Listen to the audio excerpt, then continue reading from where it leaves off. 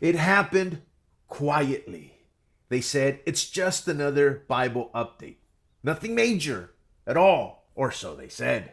Now, before I go on, I need you to understand that this is not a video centered on the NIV 2011. No, I'm talking about a different translation, but I've got to talk about the NIV because they're the ones that started it, in a sense.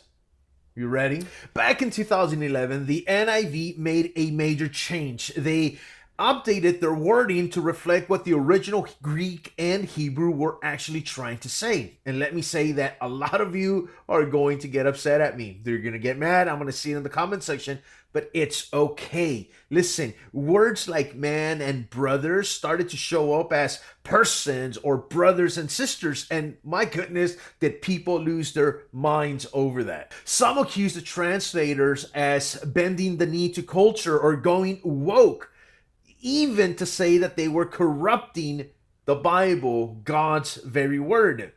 But the truth was quite the opposite. The changes weren't about politics, they were about accuracy.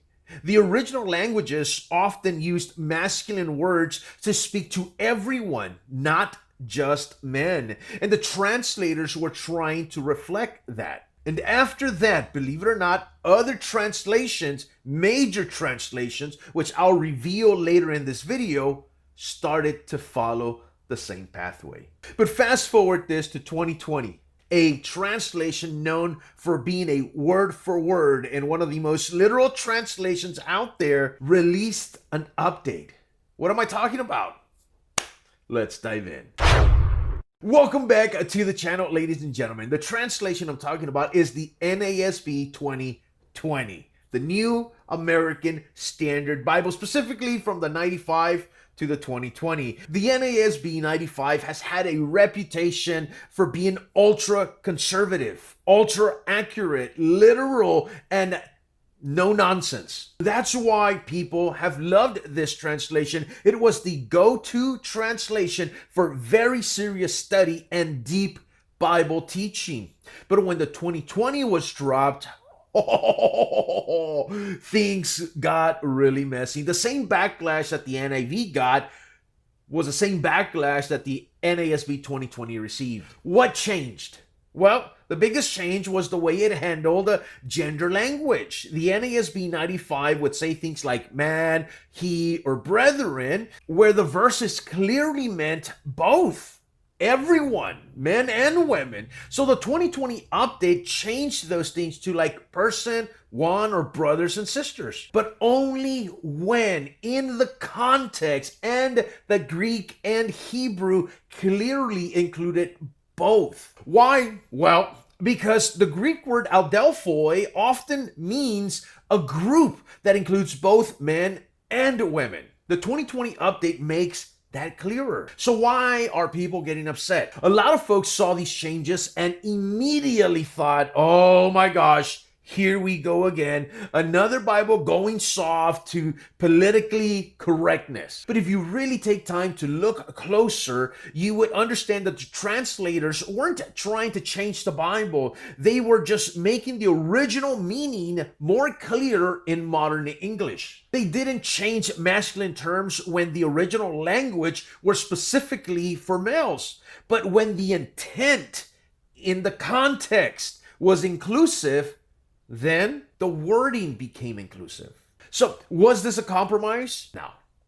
This wasn't a compromise. It was a clarification, whether you agree with it or you don't. If anything, it brought English closer to what the original writers actually meant. Now, get this. The NASB followed the same path that the 2011 NIV took. However, the ESV didn't stay that far behind. That's right, the ESV. Nor did the CSB, the English Standard Version, or the Christian Standard Versions. Others aimed to balance faithfulness and clarity. This is going to get a lot of ESV fans upset. It's okay. For example, Romans 12:1 says brothers versus brothers and sisters. The original word is the word adelphoi, which literally means brothers, but contextually refers to a group of both male and females, brothers and or sisters. The NIV 2011 says, therefore I urge you, brothers and sisters. The NASB 2020 says, therefore I urge you, brothers and sisters. The CSB says, therefore, brothers and sisters. The ESV says, get this, I appeal to you, brothers. However, here's the key. While the ESV does retain brothers in the main text, guess what? There's a little number there that takes you to the footnotes, which also says, or brothers and sisters. In other words, the ESV translators acknowledge that adelphoi refers here in context to both men and women, but they wanted to stay literal in the main wording while still letting the readers know what it meant. So my final thoughts on the NASB 2020 are, was this an update that was wanted? No. But was it wrong?